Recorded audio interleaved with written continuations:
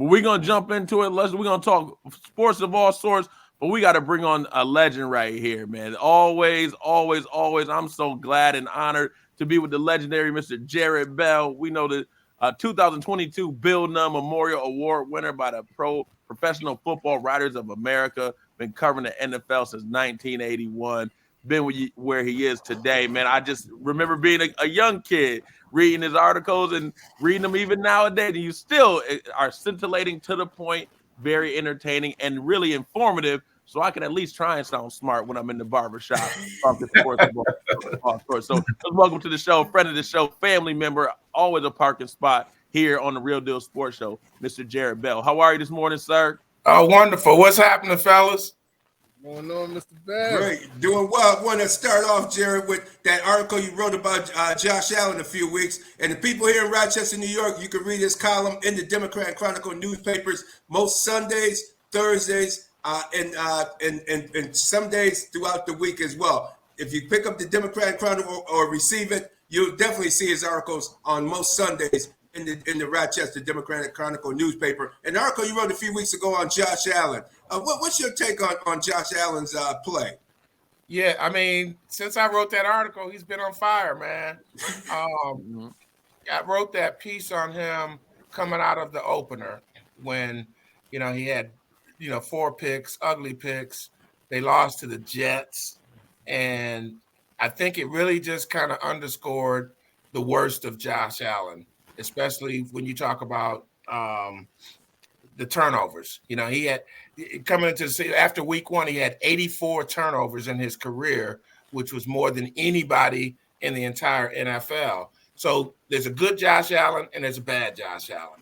And lately we've seen the good Josh Allen on fire. He's protected the football, but if you follow the Bills, the problems he had last year and the year before with turnovers, especially in the red zone. So if Buffalo is going to have a chance to, be a Super Bowl team, it's pretty obvious. And you can say the same thing about the Cowboys and Dak Prescott. You can say that about a lot of quarterbacks.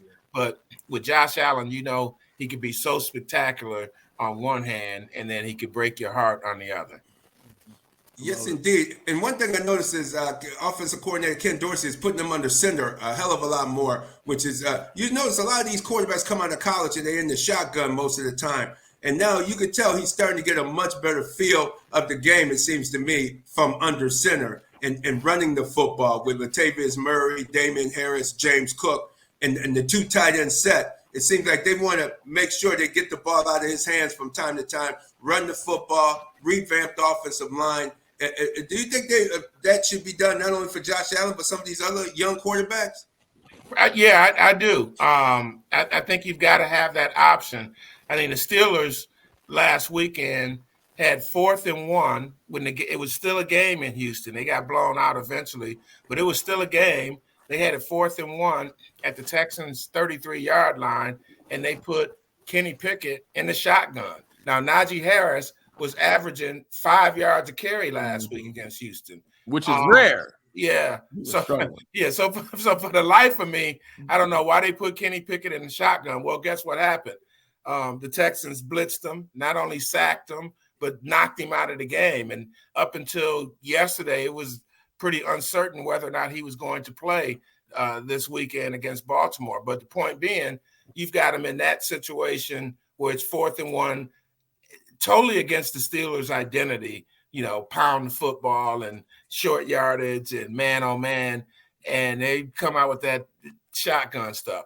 In Buffalo's case, though, I think you kind of hit on what they really need to do, George, to support Josh Allen. So, I've been a big Josh Allen critic, no doubt about that, but I also realized that they could support him better with a better running game. And it seems like you mentioned the 2 tight end sets, the rotation of running backs, and then you've got to have a commitment to run the ball, to actually, execute it and practice it and go to it. And then you want it, when you need to rely on it, you got to have a running game. And so I think if the Bills get that thing consistent, I think, yeah, that's the missing ingredient for what they want to do on offense. Absolutely. Just to go right into that, Mr. Bell, you touched on it. The Bills right now, they had number 6 offense right now, and they're very balanced on the top 10 in rushing and passing. And you talked about Josh Allen and his ability to be the good Josh Allen and the bad Josh Allen. But I think this version of Josh Allen is a different version of Josh Allen that we've seen from the sentiments that you guys pointed out. But right now, Josh Allen is number 3 in completion percentage, which is huge. 74.8 completed passes, number 3 overall, and number 3 in QBR as well. So I think that this is an even more different Josh Allen. And to the Radman's point, it's because he's been able to manage the game instead of putting that cape on. Mm-hmm. Yeah. And that's a great completion percentage when you think about how they take a lot of shots downfield. When you get over 70%, that's good. But when you think about an offense that will take its deep strikes, and, with Buffalo, obviously, it's with Stephon Diggs and Gabe Davis. But, that's impressive. So we'll see if it can continue, because where are we? We're October 7th right now. So you know how this thing goes. Absolutely. And how things go. Do you think this might be the end for Ron Rivera there in Washington with the Washington Commanders? Because he just doesn't seem to have that enthusiasm. It looks like he doesn't really want to coach anymore, just from him at the press podium during the post game and some of the comments he made during the week. And then the lackluster performance from Thursday night, and then Magic Johnson with the comments he made online after the game. It sounds like something about to happen there in Washington. I didn't hear what Magic said. What did he say? Well, he was saying that he was disappointed with the lackluster performance. They were down 20. He was very upset that they were down 27-3 at halftime, and they just didn't show up until the second half. And they started making plays when it was really almost too late. They were just too far behind in the first half due to them being a lackluster, uninspired start of the game. Yeah, I think you're overreacting when you talk about Ron Rivera wanting to go. I don't see that being his choice. Now, is he going to be on the hot seat? No doubt. And when you have new ownership, no doubt, they come in, they want to get their people there, and your performance really could make a big difference. I think, before they lost to Chicago, things were trending in the right direction in terms of them being competitive, the offense being much better than it's been with Eric Bieniemy pushing the buttons as the coordinator. And they almost could have, would have, should have maybe won at Philadelphia. Yeah, just 4 days before they got blown out by Chicago. So that's why I say it's a bit of an overreaction. This could be a week-to-week league, no doubt. But I don't get any sense that Rivera doesn't want to coach. No. I mean, he can look, rather serious, no doubt about that. But I don't sense that he doesn't have a desire to do the job. Hey, Mr. Jarrett Bell, that's a great point. Two-part question, two different questions, but kind of in line with what we've been talking about is you've been covering the league for so long. You've been in media for so long. Just what's your thoughts on just the kind of, it feels like every Monday on any network is Overreaction Monday. Everybody is week to week. What do you say just about the sports media in terms of overreaction versus, hey, we know it's a war of attrition. Like, just because a team loses on Sunday and loses on Thursday doesn't mean that they're the worst team ever. So what's your thoughts on that? And then talk about coaches on the hot seat. What's up with Brandon Staley and the Chargers? Is he trying to get himself fired and collect a check? What's going on with Brandon Staley and your thoughts on the media? Well, I think with Brandon Staley, the question was, should he have been fired last year? You talk about losing a playoff game the way they did and with a huge lead. So if Washington was down 27-3, hey, they couldn't come back from that. Well, when Jacksonville was down big in the playoff game against the Chargers, they came back and won that game. And, I go back to even when Brandon Staley was hired. They had Anthony Lynn as the head coach. They hired Brandon Staley, who was a defensive guy, never been a head coach before, which a lot of coaches have never been head coaches before when they get that shot. But it's very striking how some people get the opportunity and others don't. So, I can talk about Eric Bieniemy not getting an opportunity. I can talk about even a veteran guy like Leslie Frazier or Jim Caldwell not getting a shot, talking about black coaches, right? Mm-hmm. And then you see Jonathan Gannon with the Cardinals get a chance. So you see Brandon Staley get a chance. You see Sean Strickham with the Indianapolis Colts. And, half these guys are not going to make it. And you wonder kind of what did they see in this guy? And oftentimes, as was the case with the Chargers and Staley, you heard, oh, we just had a great feel for him. Dean Spanos, the owner, I interviewed him and I felt like this was the guy. Now, Robert Kraft said that one time about Pete Carroll. Pete Carroll, it turned out to be a pretty good coach, not for the Patriots, but, elsewhere. But yeah, I think that, Brandon Staley really has been blessed by the patience of the Chargers ownership. Let's put it that way. But here's the deal. When you talk about the media and kind of how it has evolved over the years, I think the thing that's really relevant is that there are so many different platforms out there than there used to be. It used to be, pretty much just newspapers and radio and local TV, and then ESPN came along. That's way before your time. So I'm talking early 80s. ESPN comes along, and then not only does ESPN come along and all of the shows on the internet and the other networks and the cable, but the programming changed where you've had, debate shows end up being, really important to attracting the audience. And so just to look at the ESPN model, when you had Stephen A. and Skip, and now Skip's gone over to Skip Bayless has gone over to FS1 doing the same sort of thing. That quick take, hot take, debate thing has just really just kind of permeated the media. And I think that kind of fuels the overreaction. The other thing that I really hate about the media in terms of how we cover is that so often the content is geared towards what's going to happen.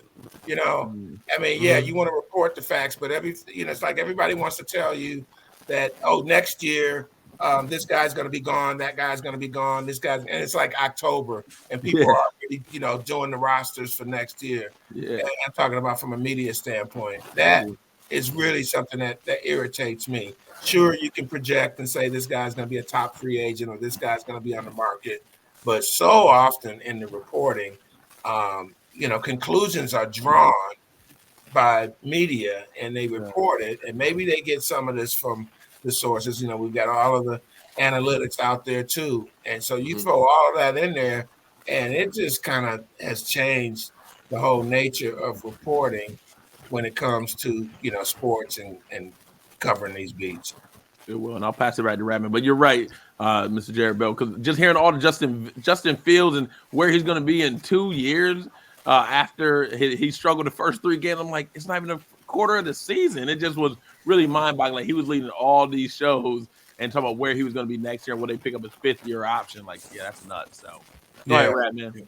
Yeah, and speaking of Chicago, don't you think that whole situation where the Bears family allowed Bill Polian to hire the general manager or hire the head coach and then didn't allow the general manager to hire his own head coach? I mean, to me, that's just I don't know why they allowed Bill Polian to make that type of situation, and you've seen it play out now because it seems like the general manager and do they even know each other? The general manager and the head coach. They should now. But I get your point.